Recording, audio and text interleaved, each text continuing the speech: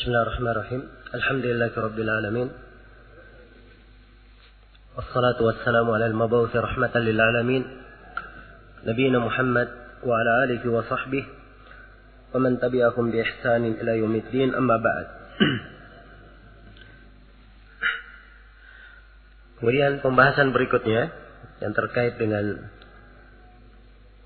tuntunan qiyamul lail dan salat tarawih. Di halaman 75 diterangkan jumlah rakaat salat tarawih. Dan ini termasuk penjelasan hukum yang banyak samar terhadap sejumlah kaum muslimin. Tentang masalah jumlah rakaat salat tarawih, ada satu hal yang perlu dijadikan sebagai titik kesimpulan dan dijadikan sebagai tolak ukur di dalam memandang atau di dalam membaca pembahasan jumlah rakaat salat tarawih. Saya sebutkan di sini ucapan Ibnu Abdul Bar rahimahullahu taala dari kitab beliau Al-Istidkar. Beliau berkata, dan para ulama telah bersepakat bahwa tidak ada batasan dan ukuran tertentu dalam salat lail. Ya. Jadi masalah batasannya berapa jumlah rakaatnya, tidak ada batasannya. Ukuran tertentu panjang, pendek, sedang. Ya. Ini disepakati oleh para ulama, tidak ada batasan dan ukuran tertentu dalam hal ini. Karena salat itu adalah salat nafilah. Kata beliau, barang siapa yang berkehendak, ia memperpanjang dalam hal berdiri dan mengurangi rakaat. Dan barang siapa yang berkehendak, dia memperbanyak ruku dan sujud. Iya. Jadi kalau dia ingin memperpanjang bacaan, maka dia perpanjang juga ruku sujudnya. Dan ini secara otomatis jumlah rakaat nanti akan menjadi kurang. Dan kalau dia ingin memperbanyak rakaat, maka ini bisa didapatkan dengan cara memendekkan bacaan. Dengan cara memendekkan bacaan. Dan semuanya boleh. Semuanya diperbolehkan. Iya. Jadi ini titik kesepakatan yang perlu dicermati di dalam masalah apa? Di dalam masalah pelaksanaannya. Ya. Adapun jumlah rakaat salat tarawih itu sendiri, sini ada silang pendapat di kalangan para ulama tentang berapa jumlah rakaat salat tarawih. Ya. Menurut Abu Hanifah, Ats-Tsauri, Asy-Syafi'i, Ahmad dan selainnya, ya, jumlah rakaat salat tarawih tanpa witir itu 20 rakaat. Jumlahnya 20 rakaat. Ini disebutkan oleh Al-Qadiyat dan selainnya sebagai pendapat jumhurul ulama. Di sisi lain Imam Malik berpendapat bahwa salat tarawih jumlahnya 36 rakaat. 36 rakaat. Ya. Dan Syekhul Islam yang menyebut dari mazhab Imam Ahmad, Imam Ahmad pernah berkata 20 rakaat, pernah berkata 36 rakaat, ini tanpa witir ya, dan pernah beliau berkata 11, dan beliau pernah berkata 13, yaitu dengan witir. Imam Ahmad berkata semuanya bagus. Semuanya bagus. Iya. Dari mengatakan salat witir lebih daripada itu, ada yang kurang daripada itu. Ya. Yang jelas di sini yang menjadi ukuran kita untuk sebagai pendapat yang kuat. Yang pertama bahwa Nabi Shallallahu Alaihi Wasallam diterangkan oleh Aisyah dalam hadits riwayat Bukhari dan Muslim, maka Rasulullah Shallallahu Alaihi Wasallam yazidu fi Ramadan wala fi ghairihi ala 11 rakaat.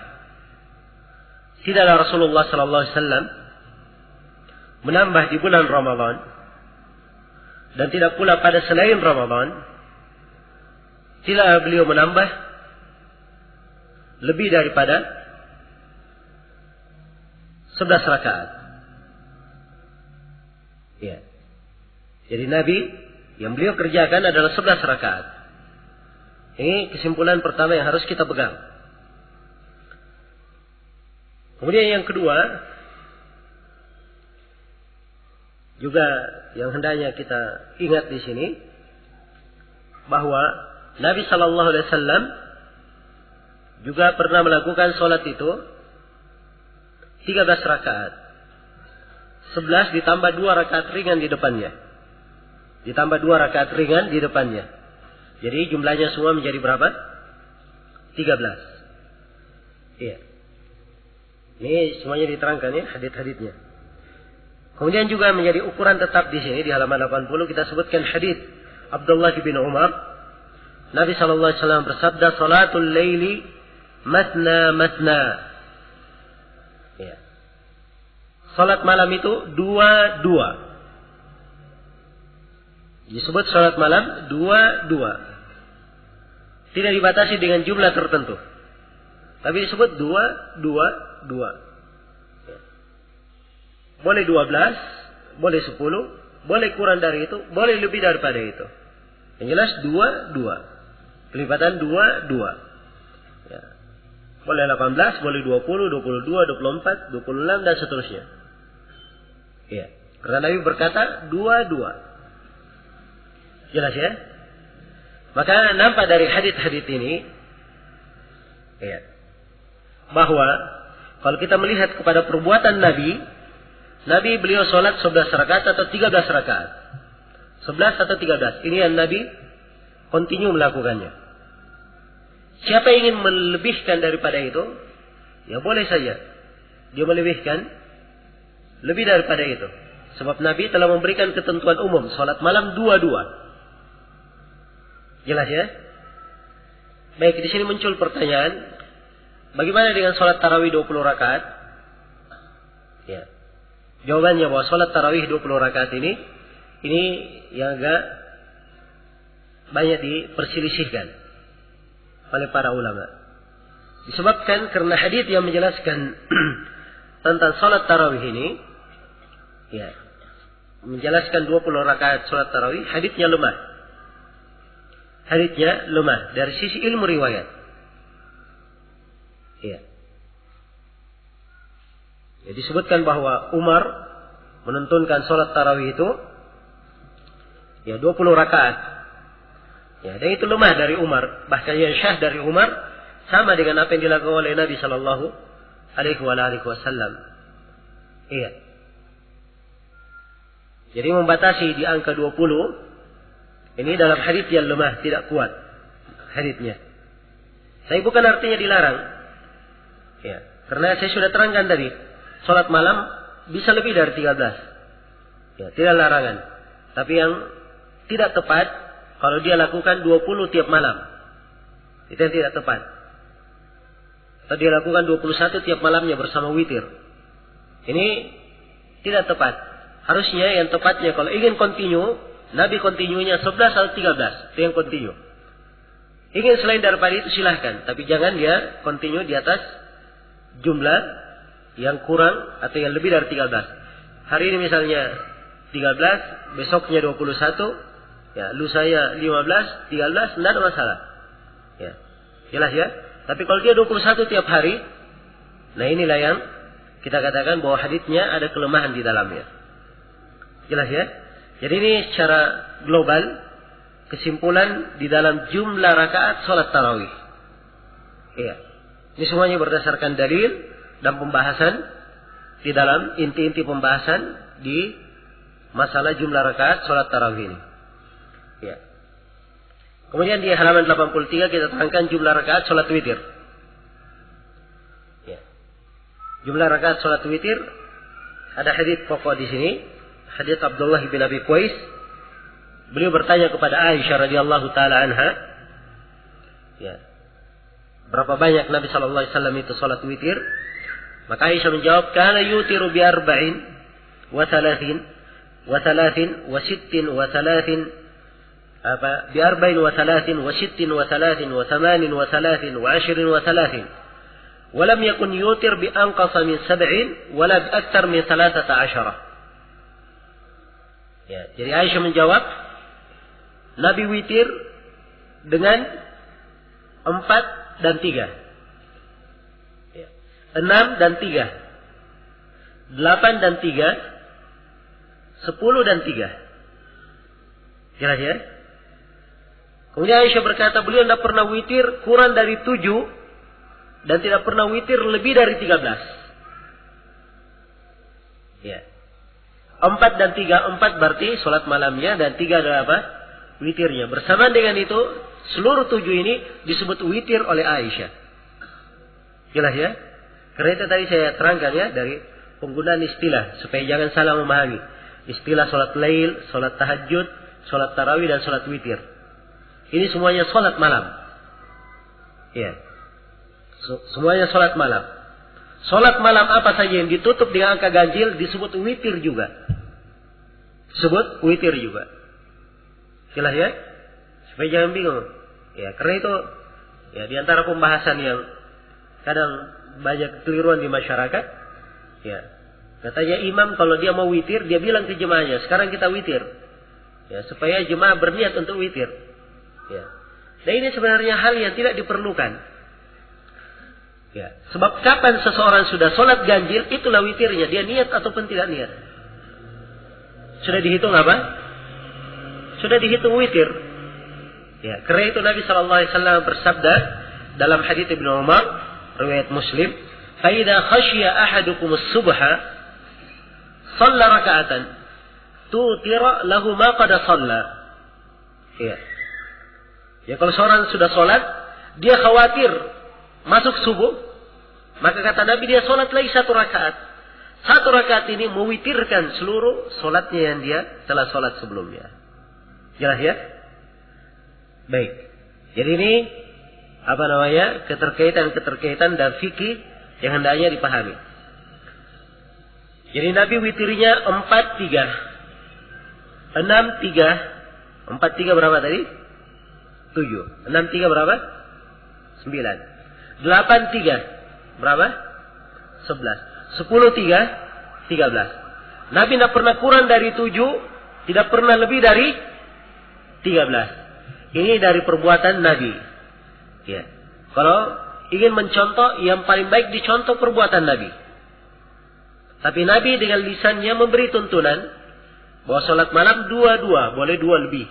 Ya, yang penting 2-2.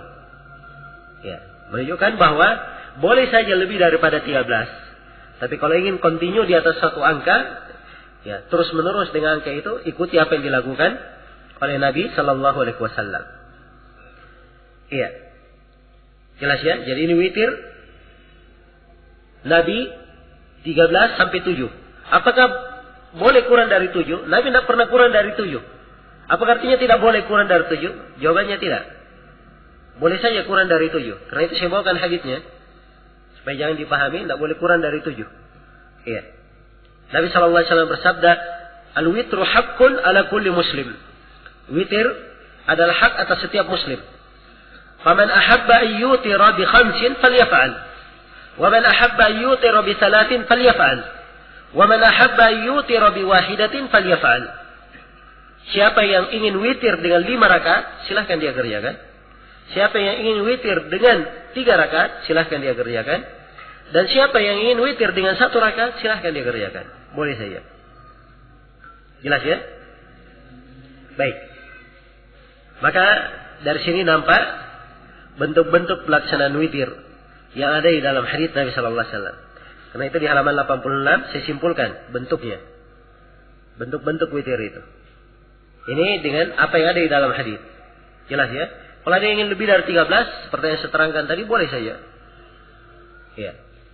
Nah, jadi yang pertama, bentuk yang pertama, bila 11 atau 13, ya. Salat witir dikerjakan dengan cara bersalam, mengakhir dengan salam. 2 rakaat ditambah 1 rakaat. Jadi 2 rakaat, 2 rakaat, 2 rakaat, 2 rakaat, 2 rakaat, 2 rakaat, 1. Ya, atau tambah lagi 2 rakaat, 1 supaya 13. Ini 11 atau 13. Boleh 9 rakaat. Iya.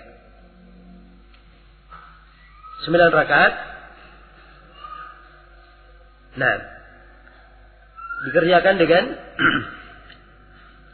ya. Jadi 9 rakaat, boleh 9 rakaat. Ya. Sini kita tidak terangkan ya, sebenarnya dia mana yang dimaklumi, tapi saya nggak terangkan. Jadi boleh 9 rakaat, 2, kemudian 2, kemudian 2, kemudian 1. 9 rakaat. Ini cara. Dan boleh cara yang lainnya, dicontohkan dalam sebagian hadis. Nabi SAW, beliau sholat 8 rakaat sekaligus. Di rakaat ke-8, beliau tasyahud. Sebelum salam, beliau berdiri. Tambah lagi 1 rakaat. Setelah itu beliau salam. Jadi semuanya 9 rakaat sekaligus. Jelas ya?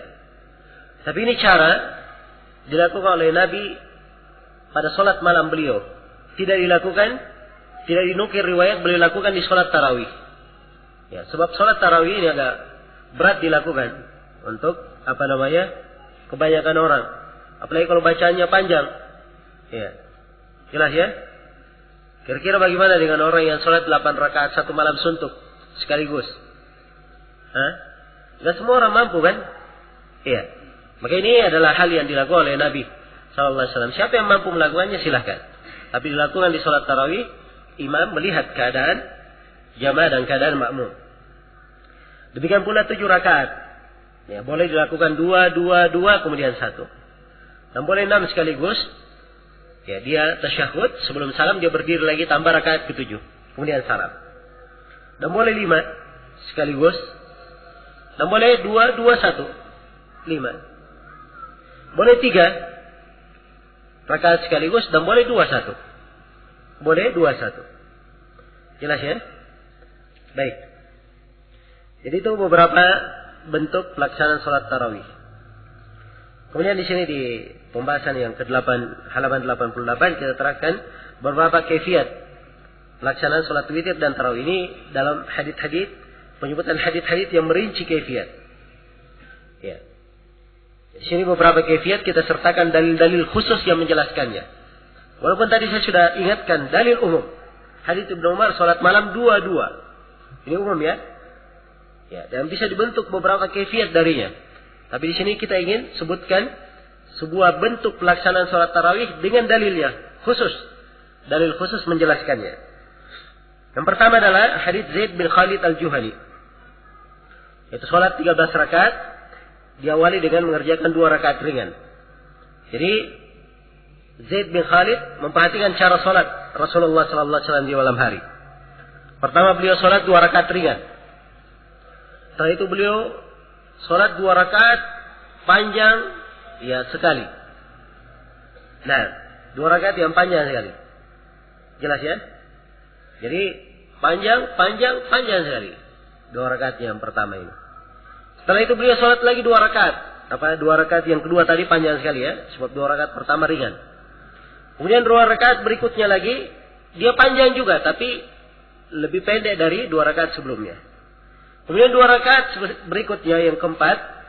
Ya, panjang juga tapi lebih pendek dari 2 rakaat yang ketiga. Ya. Kemudian 2 rakaat yang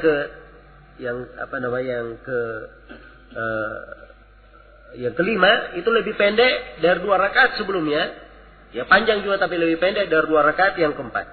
Dan 2 rakaat yang keenam, ya, ini juga ya, panjang tapi lebih pendek daripada 2 rakaat sebelumnya. Lebih pendek dari 2 rakaat sebelumnya. Jelas ya?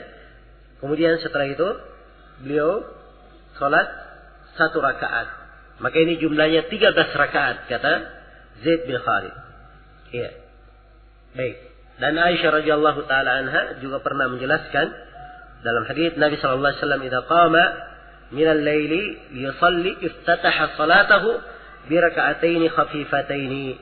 Rasulullah sallallahu alaihi wasallam kalau beliau berdiri untuk salat malam, beliau membuka salatnya dengan 2 rakaat ringan. Beliau membuka dengan 2 rakaat apa?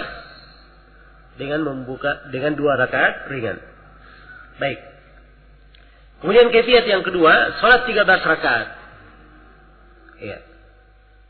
13 rakaat. Sama sebelumnya 13. Tapi kalau sebelumnya 2, kemudian 2, 1. Ya. Kalau yang kedua ini 13 juga. Ya. 8 rakaat 2, witirnya 5 sekaligus. Jelas ya? 5 sekaligus. Jadi 2, kemudian 5. Semuanya berapa? Semuanya 13. Ini terangkan dalam hadis Aisyah radhiyallahu anha riwayat Muslim. Karena Rasulullah sallallahu alaihi wasallam shalla atau yusalli min al-laili 13 rakaat yutiru min dalika bi 5 la yajlisu fi shay'in illa fi akhiriha. Adalah Rasulullah sallallahu alaihi wasallam beliau salat di malam hari 13 rakaat. Beliau witir dari 13 ini 5 rakaat. Dan 5 ini beliau tidak duduk kecuali di akhirnya. Jelas ya? Kaifiyat yang ketiga, salat 11 rakaat. Ya, 11 rakaat sama dengan sebelumnya. Sama dengan 13 rakaat itu, cuma dikurangi berapa? 2 rakaat. Iya. Ini berdasarkan hadits Aisyah, karena Rasulullah sallallahu alaihi wasallam yusalli fima baina an yafrugha min salatil isya ila al-fajr 11 rakaah. Yusallimu baina kulli raka'ataini wa yutiru biwahidah. Rasulullah sallallahu alaihi wasallam mengerjakan salat antara selesainya dari salat Isya hingga salat subuh 11 rakaat. Ya, beliau salam setiap 2 rakaat dan mengerjakan witir dengan 1 rakaat. Jadi kaifiatnya 2 kemudian 1. Ini 11 ya. Kemudian kaifiat yang keempat, ya, 11 rakaat dengan cara tidak bertasyahud dan bersalam kecuali pada rakaat ke-8. Kemudian bertasyahud, ya. Kemudian berdiri mengerjakan rakaat ke-9 lalu salam. Kemudian mengerjakan 2 rakaat lagi dalam keadaan duduk. Ini dilakukan oleh Nabi. Ya, diterangkan di dalam hadits Aisyah juga radhiyallahu anha, riwayat Imam Muslim. Nabi sallallahu alaihi wasallam memakai siwak ini di malam hari ya. Fa yatawadda, lalu beliau berwudu, wa yusalli 9 rakaat. Kemudian beliau salat 9 rakaat. La yajlisu fiha illa fi tsaminah. Beliau tidak duduk kecuali di rakaat ke-8. Jadi 9 rakaat, 8 sekaligus, 8 rakaat sekaligus. Di akhir rakaat ke-8 beliau duduk. Fayadkurullaha wa yahmaduhu wa yad'uhu. Ya. Kemudian beliau baca tasyahud. Sini dirinci dengan memuji Allah, berdoa, ya. Kemudian beliau berdiri, tidak salam. Lalu beliau salat lagi yang ke-9. Kemudian setelah itu beliau salam. Didengar salamnya. Setelah itu beliau salat 2 rakaat setelahnya. Maka ini jumlahnya berapa? Jumlahnya 11 rakaat. Kata Aisyah, begitu Nabi sudah apa? Sudah tua, ya, dan mulai agak gemuk, maka beliau witir 7 dan melakukan seperti yang tadi. Jadi witirnya 6 rakaat sekaligus, tidak duduk, kemudian tambah lagi 1 rakaat, jadi 7, setelah itu tambah 2 rakaat setelahnya, semuanya 9. Jelas ya? Baik, ini hadis punya makna penting nanti di pembahasan yang akan kita bahas nanti. Apakah witir itu harus akhir-akhir salat malam? Ya, apakah mesti? Ya, ini akan kita bahas nanti insyaallah taala. Sini perhatikan ya, Nabi setelah witir, beliau datangkan lagi 2 rakaat genap. Apa? Genap. Jadi 7, kemudian tambah 2, menjadi 9. Dan ini haditsnya sahih, di sahih Muslim ini. Hadits. Jelas ya? Baik. Kemudian kaifiat yang kelima, salat 9 rakaat dengan cara tidak tasyahud dan salam. Iya. Kecuali pada rakaat ke-6. Ini sudah kita terangkan ya dalam hadits Aisyah sebelumnya. Ini 2 cara. Apa semuanya 5 cara sudah? Ya. Ibnu Hazm menyebutkan ya beberapa cara yang lainnya. Ada 9 cara lagi disebut oleh Ibnu Hazm. Ya. Nah, bisa dibaca ya di halaman 95. Ini tidak perlu kita terangkan semuanya. Sebab ya terkait dengan pelaksanaan witir, seorang bisa 1 rakaat, bisa 3, ya bisa 1, 2, ya bisa 3 sekaligus, bisa 2, 1, ya bisa 5, ya 2, 2, 1, bisa 5 sekaligus, ya bisa 7 sekaligus, bisa 2, 2, 2, 1, ya bisa 9 sekaligus, bisa 2, 2, 2, 2, kemudian 1. Ya jelas ya. Jadi penguraian masalah, menguraikannya boleh saja kaifiat ini, kaifiat itu. Jadi kita sudah memberikan aturan-aturan umumnya. Bagaimana di dalam pelaksanaan sholat malam ini. Baik. Di halaman 96 saya bawakan di sini satu pembahasan yang memang sering terjadi dan dibahas. Ya, di dalam memahami hadits Aisyah, maka Rasulullah sallallahu alaihi wasallam yazidu fi Ramadan wala fi ghairihi ala 11 rakaah. Ya, shalli arba'an. Tidaklah Nabi sallallahu alaihi wasallam itu menambah di bulan Ramadan dan tidak selain Ramadan, tidak menambah lebih dari 11 rakaat. Beliau salat 4 rakaat. Ya, kemudian salat 4 rakaat, kemudian salat 3 rakaat. Sebagian para ulama memahami dari hadits Aisyah ini ada kaifiat lain, yaitu boleh 4 1 kali salam, 4 1 kali salam, kemudian 3 1 kali salam. Jelas ya? 3 1 kali salam. Ya, dan ini pendapat Abu Hanifah, Ats-Tsauri dan selainnya dari penduduk Kufah. Ya. Dan pendapat ini yang dikuatkan oleh Syekh Al-Albani. Beliau membolehkan kaifiat ini. Tapi kebanyakan para ulama tidak berpendapat seperti itu. Kebanyakan ulama memahami bahwa hadits ini maksudnya bukan 4 sekaligus, tapi 2, 2. Kemudian istirahat. Kemudian 2, 2, kemudian istirahat. Adapun 3 witirnya, boleh 3 sekaligus, boleh 2, 1. Jelas ya? Sebab itu ada di dalam hadits. Nah, kenapa mereka katakan ini harus dipahami 2, 2? Sebab Nabi bersabda salatul lail apa? Matna matna, salat malam 2, 2. Jadi kalau dia ingin salat malam 2, 2, kalau tidak ada witirnya. Beda kalau ada witir, boleh 5 sekaligus, boleh 7 sekaligus, 9 sekaligus. Itu witir namanya. Tapi kalau dia salat malam, ya, genap, maka harus 2, 2. Jelas ya? Harus 2, 2. Demikian. Dan ini insyaallah pendapat lebih kuat. Di antara buktinya bahwa dia lebih kuat, sudah berlalu bersama kita, saya sebutkan hadits Aisyah radhiyallahu taala anha. Ya. Disebutkan bahwa Nabi salat 11 rakaat. Ya. Dan Aisyah sendiri berkata Nabi salam setiap 2 rakaat. Dan witir dengan 1 rakaat. Maka ini Aisyah merinci haditsnya. Jelas ya? Beliau sendiri merinci haditsnya bahwa 2 rakaat, 2 rakaat yang dilakukan. Bisa dilihat ya haditsnya di halaman 91. Ya sudah kita baca tadi. Nah, jadi ini kesimpulan di dalam pembahasan kaifiat 4-4. Iya. Kemudian tentang masalah 2 rakaat setelah witir. Iya. 2 rakaat setelah witir. Tadi kita singgung Nabi sholat 9 rakaat sekaligus. Ya, apa Nabi sholat 9 rakaat? Ya. Beliau witir 7 rakaat sekaligus, duduk di 6, kemudian tambah 1, 7, kemudian sholat 2 rakaat setelahnya. Pernah juga 11, ya beliau duduk 8 rakaat sekaligus, ya kemudian berdiri lagi, tambah 1 menjadi 9, setelah witir 9 tambah lagi 2 rakaat. Ya, sekarang ada tambahan 2 rakaat ini apakah diperbolehkan atau tidak? Ini letak silam pendapat di kalangan para ulama. Ya. Dan yang benarnya dia adalah hal yang diperbolehkan. Ya. Sebab hadits Rasulullah sallallahu alaihi wasallam menjelaskannya dan Nabi sallallahu alaihi wasallam melakukannya. Iya. Jelas ya? Karena itu dia adalah kaifiat yang hendaknya diterima. Iya. Baik. Selesai sudah tentang kaifiat dan berapa jumlah rakaat salat qiyamul lail dan salat witir itu. Dan nampak dari sini bahwa alhamdulillah syariat kita itu banyak kemudahan dan banyak keluasan di dalamnya. Bagi seorang imam, dia salat dengan hal yang mudah bagi manusia. Hal yang mudah bagi manusia. Iya. Hal yang mudah orang yang salat di belakangnya. Sebab salat berjamaah imam itu bukan sholat sendiri, ada jemaah di belakangnya.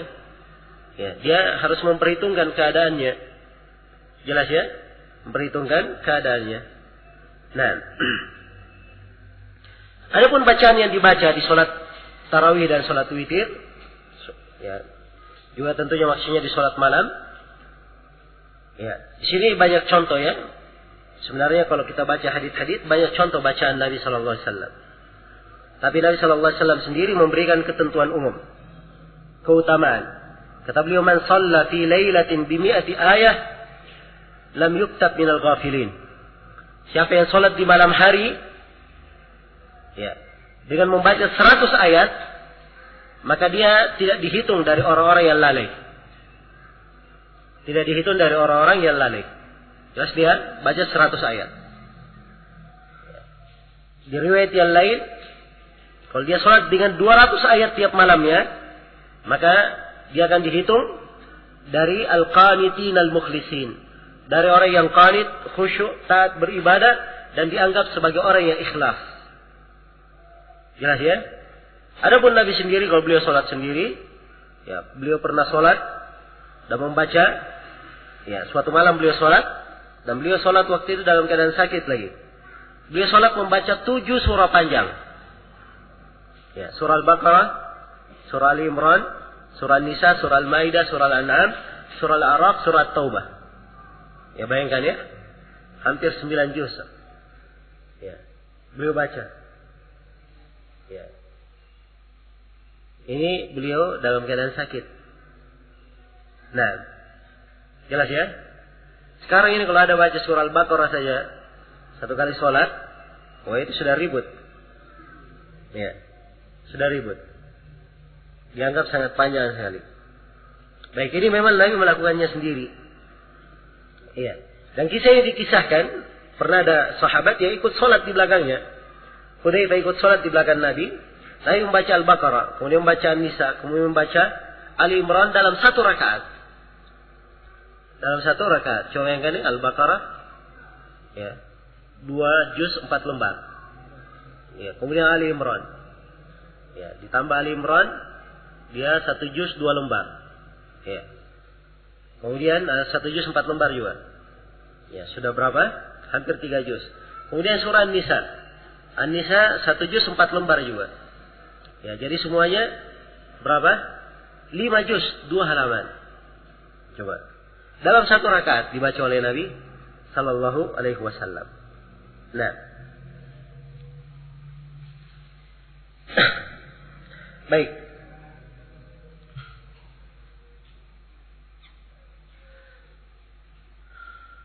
Jadi ini bacaan-bacaan Rasulullah Sallallahu Alaihi Wasallam. Ya. Dan beliau mengingatkan, idza qama ahadukum linnas falyukhaffif as-shalah. Apabila salah seorang dari kalian berdiri mengimami manusia, hendaknya dia peringan salatnya. Fa inna fihim as-saghira wal kabira, fihim ad-dha'ifa wal marida wa dzal haja. Wa idza qama wahdahu fal yutil salatahu ma syaa. Ya. Apabila salah seorang dari kalian itu berdiri salat, hendaknya dia peringan salatnya. Karena di belakang mereka ada anak kecil, ya, orang tua, ada orang yang lemah, orang sakit, ada orang yang punya keperluan. Ya. Kalau dia sholat sendiri, hendaknya diperpanjang sesuai dengan apa yang dia inginkan. Kemudian di antara sunnahnya yang dibaca di sholat witir itu kan 3 rakaat witir. Rakaat pertama membaca Sabbih isma rabbikal a'la, rakaat kedua membaca Qul ya ayyuhal kafirun, dan rakaat yang ketiga membaca Qul huwallahu ahad. Ini sunnahnya dalam hadits yang sahih. Ada sebagian hadits yang menyebutkan bahwa rakaat ketiga dibaca 3 qul sekaligus, dibaca 3 qul sekaligus. Tapi yang benarnya haditsnya lemah. Haditsnya lemah. Jelas ya? Baik, kalau misalnya ada yang melakukan dengan masyarakat kita, biarkan saja. Ya. Tapi kalau dari sisi riwayat, haditsnya ada kelemahan. Ya, dan sunnahnya kalau dia sudah selesai witir, dia disunnahkan membaca doa, ya. Apa? Subhanal Malikil Quddus, Subhanal Malikil Quddus 3 kali. Dan Nabi membacanya dan beliau mengangkat suaranya. Ya, jadi kalau sudah salam, selesai sudah witirnya, dia membaca Subhanal Malikil Quddus, Subhanal Malikil Quddus, diangkat suaranya. Jelas ya? Baik. Ini tuntunan yang dilakukan oleh Rasulullah. Tidak ada yang lainnya dalam sholat tarawih. Ya. Sebagian masyarakat kita, ya semoga Allah memberi hidayah kepada mereka, sering bikin kebiasaan-kebiasaan ya, yang mereka anggap baik sendiri. Ya. Nah, ada sebagian di masyarakat ini banyak terjadi di di daerah-daerah. Ya, kalau sholat tarawih sudah antara 2 rakaat ada bacaan lagi. Ya. Apa fadlun minallahi wa ni'mah. Ya, dan seterusnya. Ya, dan kadang itu kan bacanya belum lagi imamnya salam dia sudah salam dahulu untuk membaca fadlun minallahi wa ni'mah itu. Ya. Dan ini kekeliruan, tidak ada tuntunan bacaan antara 2 rakaat. Tidak ada bacaan khusus setelah sholat tarawih itu. Sholat witir tidak ada bacaan khusus kecuali ini saja. Yang syah dalam riwayat. Baca subhanal malikil quddus 3 kali. Ya. Siapa yang ingin petunjuk, siapa yang ingin kebaikan, Nabi bersabda, khairul hadi hadi Muhammad sallallahu alaihi wasallam. Sebaik-baik petunjuk adalah petunjuk Nabi Muhammad. Ini yang dilakukan oleh Nabi. Semuanya harus bersumber dari hadis Rasulullah sallallahu alaihi wasallam. Ibadah itu jangan dibangun di atas dasar kebiasaan, adat istiadat, ya sangkaan baik, ya. Bukan begitu bentuk ibadah. Baik. Jelas ya? Nah. Kemudian di sini di halaman 110 kita bahas sedikit tentang kunut witir, bahwa di witir itu ada syariat untuk kunut. Dan Nabi sallallahu alaihi wasallam mengajarkan witir kepada cucunya Al-Hasan bin Ali, diajarkan kunut di witir, dan kunut witir ini berlaku di seluruh salat malam, di Ramadan maupun selain Ramadan. Iya. Memang ada sebagian hadis menjelaskan bahwa Nabi kunut di Ramadan dari tanggal 15 di pertengahan bulan. Tapi hadisnya lemah. Hadisnya lemah. Dan ini diamalkan di sebagian masyarakat kita. Nanti kunutnya di tanggal 15 ke atas. Ini hadisnya lemah. Yang benarnya kunut itu boleh di seluruh salat witir dari awal bulan sampai akhir. Tapi sebaiknya imamnya ada kalanya dia tidak kunut, agar supaya makmum tidak memahami bahwa kunut itu wajib dalam witir. Ya kan? Ya kalau setiap kali imam salat kunut terus, ya bisa-bisa makmum memahami apa? Wah ini kewajiban ini, makanya tidak pernah ditinggalkan oleh imam kita. Jelas ya? Harusnya imam dia memberi contoh sekaligus mendidik manusia. Ya, mendidik manusia. Jadi dia kadang dia tidak kunut, supaya orang tahu bahwa kunut ini bukan wajib. Kunut bukan wajib. Iya. Dan saya ingat sebuah kejadian, ya, di salat tarawih tahun 3 tahun lalu atau 2 tahun lalu, saya lupa. Ya. Kebiasaan di Masjid Nabawi dan Masjidil Haram kunut ya. Ya. Dan termasuk kesalahan yang kadang terjadi, sering terjadi, kunutnya panjang sekali. Ya. Walaupun itu dikatakan bukan hal yang salah mutlak, tapi hal yang makruh. Ya. Dengan panjang seperti itu. Jelas ya? Maka di sini ada suatu hari, ya. Imamnya waktu itu yang imam di Madinah, Salah al-Budair yang imam. Ya. Dan dia tidak kunut. Begitu setelah witir terakhir, habis ruku, ya, tidak langsung sujud. Ya. Langsung sujud. Maka selesai salat, ya banyak dari jemaah-jemaah yang ribut, tanya, lu kok enggak kunut imamnya? Lupa mungkin. Ya. Jelas ya? Ini karena kadang ada apa? Orang terkesan seperti itu. Oh ini di Mekah Madinah kunut terus. Oh berarti kunut ini memang adalah apa? Keharusan. Tapi imam ini, ya semoga Allah membalas kebaikan padanya. Ya dia telah berbuat yang baik. Dia sengaja tidak kunut supaya orang tahu bahwa kunut ini bukan apa? Bukan kewajiban. Bukan kewajiban. Dan ini adalah perkara yang bagus. Baik. Kemudian waktu pelaksanaan kunut itu boleh dilakukan sebelum ruku dan setelah ruku. Ya, yang dikenal di masyarakat kita adalah setelah ruku. Jadi ruku dulu, kemudian i'tidal. Ya. Kemudian membaca apa? Membaca kunut witir. Ya memang ini yang masyhurnya, dan ini yang diterangkan di kebanyakan riwayat. Tapi datang dalam sebagian riwayat bahwa Nabi kunut sebelum ruku. Jadi ketika beliau sudah di rakaat terakhir, anggaplah misalnya kita sholat witir ya. Sudah baca Al-Fatihah, baca Qul Huwallahu Ahad. Sebelum ruku sudah baca witirnya. Allahumma hdina fi man hadait dan seterusnya. Jelas ya? Setelah kunut, ruku. Jadi boleh sebelum ruku dan boleh setelah apa? Ruku. Ini dari tuntunan dan sunnah ya. Ya, tapi kalau kita hidup di tengah masyarakat biasanya mereka setelah ruku, ya kita lakukan setelah ruku saja. Boleh kita lakukan sebelum ruku kalau mereka diajari dulu supaya tidak ribut. Ya. Ini dari kesalahan sebagian kadang yang belajar sunnah sudah mengerti tuntunan, oh langsung main terapkan saya. Ya, setelah itu ribut nanti di masjidnya. Ya, harusnya diajarkan dulu, diterangkan supaya mereka paham yang sunnah itu apa. Ya, yang sunnah itu apa. Baik. Kemudian kita terangkan juga di sini masalah mengangkat tangan. Ya, dan hadis-hadis tentang mengangkat tangan ini ada kelemahan. Mengangkat tangan dalam witir, dalam kunut witir, ada kelemahan. Ya, tapi telah syah dari Umar bin Khattab, beliau mengangkat tangan kunut witir. Dan bagi siapa yang ingin mengikutinya, saya sendiri secara pribadi tidak menyalahkan. Walaupun di dalam buku ini secara pribadi saya menguatkan pendapat tidak mengangkat tangan. Ya, jelas ya. Kemudian juga kita singgung tentang mengaminkan kunut. Ini adalah hal yang disunnahkan. Ya.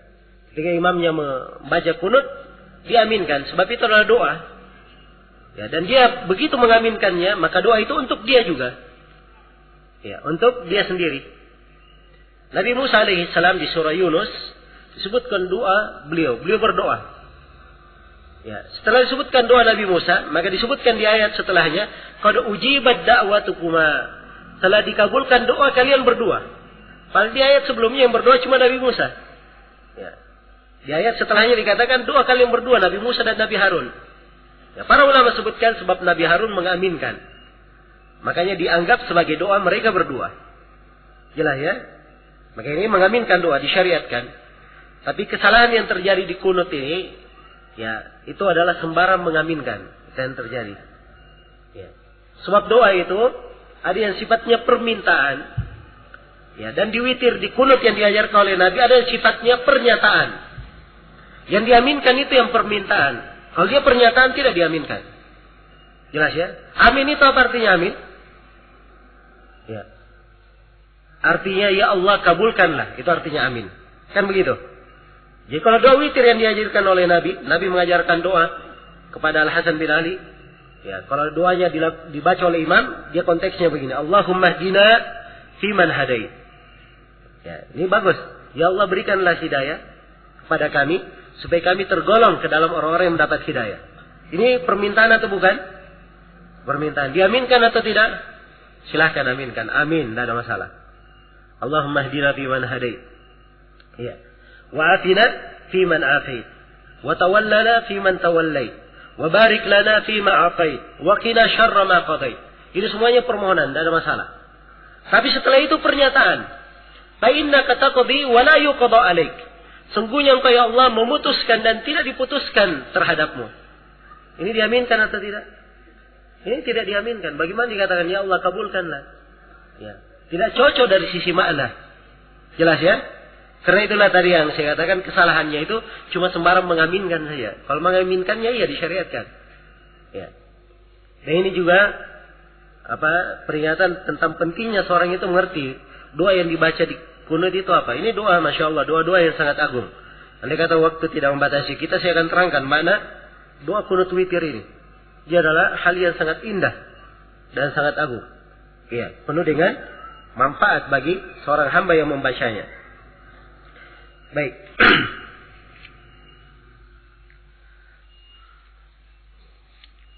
Ya, dan etika seorang imam yang melakukan doa kunut, ya, dia doa untuk semuanya. Ya. Jangan imamnya dia jadi imam, tapi dia doa untuk dirinya sendiri. Allahumma hdini fi man hadait. Ya Allah beri hidayah untuk saya. Tidak. Tapi dia ganti pakai ihdina. Supaya kami, bermana kami. Beri hidayah kepada kami. Ya, untuk imam dan siapa? Untuk makmumnya. Ya, kemudian setelah doa, itu tidak ada syariat mengusap muka. Setelah doa, ya, kalau dia doa misalnya, ya, dia sudah doa kunut witir, setelah itu tidak ada syariat dia usap mukanya. Tidak ada. Hadits-hadits yang menjelaskan tentang itu semuanya lemah. Ya. Jelas ya, semuanya lemah. Nah, kemudian di akhir dari pembahasan ini kita terangkan beberapa pembahasan lain, ya, beberapa hukum dan etika terkait dengan pembahasan. Ini untuk pelengkap ya. Pertama yang saya tekankan di sini, tidak ada dua witir dalam semalam. Nabi bersabda, la witrani fi lailah. Tidak ada dua witir dalam semalam. Jadi kalau ada orang yang ikut sholat bersama imam, dia sudah witir bersama imam, dia ingin sholat lagi di malam hari, silahkan dia sholat. Tapi jangan dia witir lagi, tidak boleh dia witir. Dia cuma sholat dua-dua saja. Jelas ya? Sholat dua-dua. Ini penekanan pertama. Demikian pula orang yang menghadiri witir 2 kali. Misalnya di masjid, ada sebagian masjid di awal malam. Oh, masjid sananya, sholatnya mereka, jemaah masjidnya di akhir malam. Ya, dia hadir dua-duanya, maka tidak boleh dia witir apa? 2 kali. Tidak boleh dia witir 2 kali. Ya. Nah, di sini ada hal yang sering dipertanyakan, ya, oleh kaum muslimin di bulan Ramadan. Sudah kita dengarkan keutamaan sholat bersama imam sampai selesai. Ya, supaya kita dapat pahala seperti seperti sholat satu malam satu malam suntuk. Baik, imamnya sholatnya pendek, saya ingin sholat lagi malam hari. Ingin menambah sholat, tambah kebaikan untuk saya sendiri di malam hari. Apakah boleh sholat di malam hari, tambah lagi di malam hari? Jawabannya boleh saja. Ya, kalau masalah boleh, boleh saja. Sudah kita terangkan ya. Yang penting jangan witir 2 kali. Ya. Terus kalau saya tidak witir lagi, bagaimana? Apa yang saya lakukan ketika saya sholat bersama imam? Nah, di sini ada 2 solusi. Jelas ya, ada 2 solusi. Solusi yang pertama, dia sholat bersama imam, witir sama dengan imam sampai selesai. Nah, begitu dia bangun di malam hari, dia sholat 2-2, tidak ada witir lagi. Ini yang pertama ya. Yang kedua, dia bisa sholat bersama imam. Begitu imamnya witir, dia ikut. Begitu imamnya salam, dia tidak ikut salam. Tapi dia berdiri menambah apa? Menambah 1 rakaat supaya dia genap sholatnya, tidak witir. Jelas ya? Dan dia kalau sudah genap sholatnya, ya, maka sudah selesai. Dia sudah sholat bersama imam sampai selesai, dan dia juga genapkan. Ini tidak bertentangan. Di malam hari silahkan dia berdiri, ya, sholat 2-2 dan boleh dia tutup dengan apa? Dia tutup dengan witir. Ini 2 solusi. Ya. Ada sebagian ahli fikih menyebutkan solusi yang ketiga. Tapi ini solusinya lemah.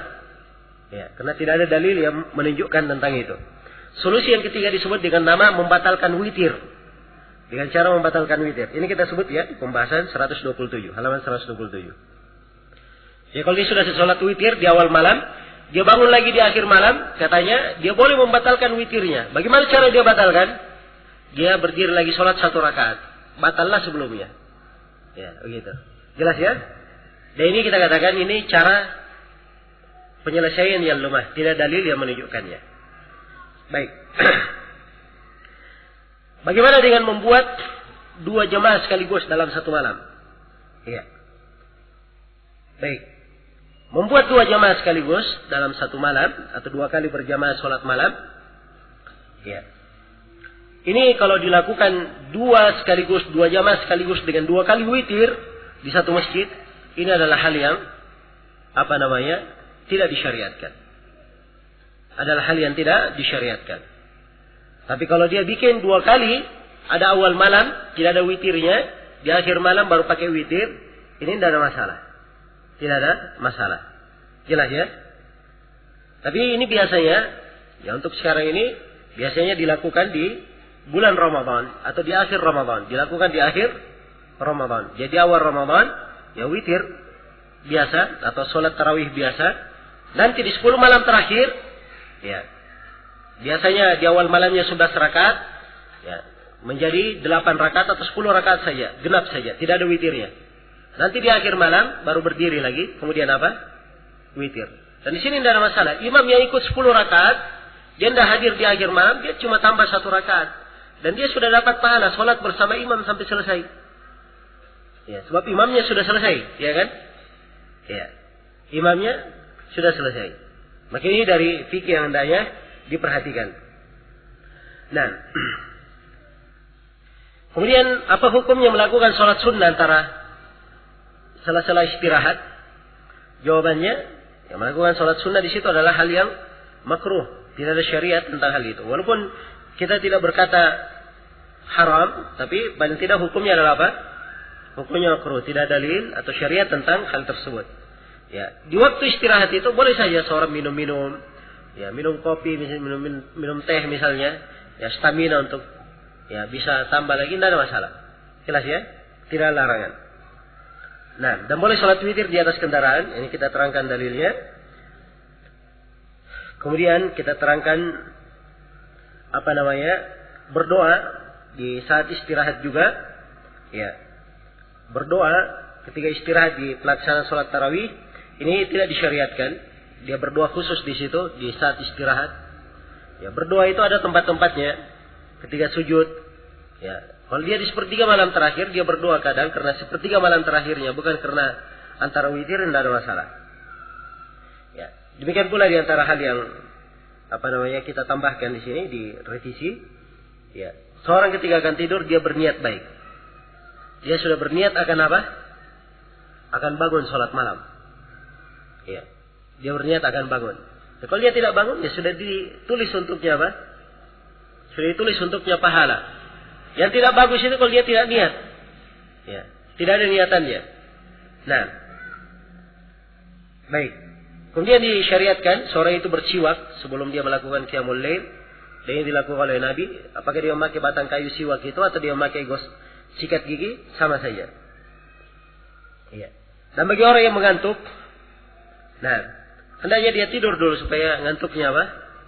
Hilang. Ya, jangan sampai dia melakukan sholat, maksudnya ingin memuji Allah, tapi dia mencela Allah di dalam bacaannya. Jelas ya? Karena dia tidak tahu ya apa yang dia baca. Jelas ya? Ini diterangkan dalam hadits Nabi Sallallahu Alaihi Wasallam. Kita terangkan di halaman 132. Ya. Dan di sini juga kita terangkan bahwa yang paling afdalnya continue dalam penegakan sholat malam. Yang paling afdal. Dia jaga jumlah rakaat tertentu dan itu yang dia jaga, dia pelihara. Dan sholat malam yang terbaik diterangkan oleh Nabi Sallallahu Alaihi Wasallam. Ya, wa ahabbus salati ila Allah salatu Daud. Kana yanamu nisfal lail wa yaqumu thulutha wa yanamu sudusa. Salat malam yang paling afdal adalah salat malamnya Nabi Daud. Beliau tidur 1/2 malam, bangun 1/3 malam, tidur lagi 1/6 malam. Jelas ya? Dan ini tidur di 1/6 malam ini disebut oleh para ulama, ya punya banyak hikmah. Di antara hikmahnya supaya seorang ketika dia sholat tidur lagi, ini akan lebih bersemangat lagi untuk bangun sholat subuh. Ya. Dan ini juga akan lebih, di antara hikmahnya juga, ini akan lebih menjaga amalannya. Ya, supaya dia kelihatan baru bangun tidur. Orang tidak tahu bahwa dia tadi sholat malam. Dan ini akan menjaga kerahasiaan amalan dia. Jelas ya? Akan lebih menjaganya. Kemudian di akhir dari buku ini kita terangkan kiat-kiat agar seorang itu mudah melakukan sholat malam. Ya. Banyak kiat di sini yang kita sebutkan. Ya, saya sebutkan di sini ada 11 kiat. Yang pertama, mengikhlaskan amalan hanya untuk Allah. Ya, sebab ikhlas ini membantu sekali. Seorang kalau ikhlas dalam sebuah amalan, Allah akan memudahkan amalan itu untuknya. Ya. Kemudian yang kedua, hendaknya dia mempelajari keutamaan qiyamul lail dan bagaimana kedudukannya. Ya. Bagaimana indahnya qiyamul lail itu. Kalau dia tahu keutamaannya, dia akan bersemangat untuk melakukannya. Kemudian yang ketiga, dia meninggalkan dosa dan maksiat. Sebab dosa dan maksiat ini menghalangi dari kebaikan. Al-Fudail bin Iyad pernah berkata, apabila tidak mampu mengerjakan sholat malam dan puasa siang hari, engkau adalah orang yang terhalang dari kebaikan, lagi terbelenggu. Ya, dosa-dosamu telah membelenggumu. Nah, kemudian yang keempat dari kiat, dia menghadirkan dalam diri bahwa Allah menyuruhnya untuk menegakkan sholat malam itu. Kalau dihadirkan dalam dirinya Allah menyuruh dia untuk melakukan sholat malam, maka ini memberikan makna yang sangat agung. Bayangkan Nabi saja diperintah langsung untuk melakukannya. Jadi kalau makna ini ada dalam dirinya, ini akan memudahkan dia. Ya, demikian pula di antara hal yang paling indah, ya, membantu seorang bangun qiyamul lail, dia memperhatikan keadaan kaum salaf terdahulu. Ya, dari kalangan sahabat tabi'in, bagaimana keseriusan mereka di dalam mendulang pahala salat malam ini. Ya. Nah, sini saya sebutkan ya, banyak sekali asar ucapan dari kaum as-salaf dari halaman 138 sampai 141. Ya, silahkan dibaca ya, dia adalah hal-hal yang sangat indah sekali untuk diperhatikan. Nah, kemudian di halaman yang ke-6 atau di kiat yang ke-6, ya, seorang mengenal semangat syaitan memalingkan manusia dari qiyamul lail. Ya, jadi kalau dia tahu bahwa musuh besarnya syaitan, ya sangat gembira kalau dia tidak bangun salat malam, ya maka dia akan bersemangat untuk salat malam ini supaya membuat syaitan itu marah. Ya. Kemudian di antara sebab juga seorang memendekkan angan-angan, banyak mengingat kematian. So, kalau dia pendek angan-angannya, tidak banyak berharap akan apa yang akan datang, belum tentu dia hidup. Ya, dia banyak mengingat kematian, maka ini akan menyebabkan dia banyak berbekal. Dan Nabi telah berpesan, kun fid dunya ka'annaka gharib au abiru sabil. Jadilah kamu di dunia seakan-akan engkau itu adalah orang yang asing atau pengembara yang sekedar berlalu. Ya, kemudian yang ke-8, dia banyak mengingat nikmat kesehatan dan nikmat waktu luang yang diberikan kepadanya. Ya, Nabi bersabda, nikmatani maghbunun fihi ma katsirun minan nas, as-sihhatu wal faragh. Ada dua nikmat banyak manusia melalaikannya, kesehatan dan waktu luang. Hadits Ibnu Abbas juga, ittanim khamsan qabla khamsin. Manfaatkan 5 perkara dengan segera sebelum datang 5 perkara. Syababaka qabla haramik, wa sihhataka qabla saqamik, wa ginaka qabla faqrik, wa faragaka qabla syughlik, wa hayataka qabla mautik. Ya, manfaatkanlah waktu mudamu sebelum datang waktu tuamu. Kesehatanmu sebelum datang waktu sakitmu. Kekayaanmu sebelum datang kefakiranmu. Waktu luangmu sebelum datang waktu sibukmu. Kehidupanmu sebelum datang kematianmu. Iya. Ini mana-mana yang sangat agung kalau dihadirkan akan membantu seorang. Kemudian yang ke-9 di antara hal yang sangat membantu dia, qiyamul lail, ya, dia segera tidur di awal malam. Ya. Dan Nabi SAW tidak senang berbicara, ya, sebelum sholat isya, tidak senang bertidur sebelum sholat isya, dan beliau tidak senang berbicara setelahnya. Maksudnya pembicaraan yang tidak ada gunanya. Iya. Kemudian yang ke-10, dia menjaga etika-etika tidur yang dituntunkan oleh Rasulullah. Ya, ada etika tidur ya. Ya, seorang mukmin itu tidur ada etikanya, ada aturannya. Ya. Tidak seperti makhluk yang lain. Ya. Seperti hewan tidur langsung saja mendengkur. Tidak ada yang dia baca. Ya. Makan, minum, tidur. Ya. Kalau seorang mukmin tidak, dia ada aturan-aturan. Jelas ya? Ya. Di antara hal yang dituntunkan, ya, tidur keadaan berwudu. Ya, dia membaca 3 qul, membaca ayat kursi, 2 terakhir surah Al-Baqarah, ada dikir-dikir disyariatkan dibaca. Ya. Jelas ya? Kemudian kaifiat tidurnya, dia bersandar di atas rusuk kanannya. Kalau dia jaga kaifiat ini, insyaallah ini membantu sekali untuk dia bangun salat malam. Iya. Kemudian yang ke-11, dia menghindari berbagai sebab yang memungkinkan melalaikannya. Ya.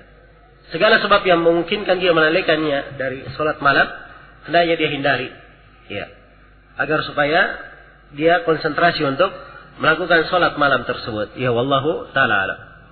Ini mungkin yang bisa kita bahas ya terkait dengan buku ini. Ya, semoga Allah Subhanahu wa taala memberikan kepada kita semua keikhlasan dalam ucapan dan amalan, dan memberkahi segala kegiatan dan amalan kita, dan semoga Allah Subhanahu wa taala memberi manfaat pada apa yang telah kita baca dan apa yang telah kita pelajari. Ya wallahu taala alam.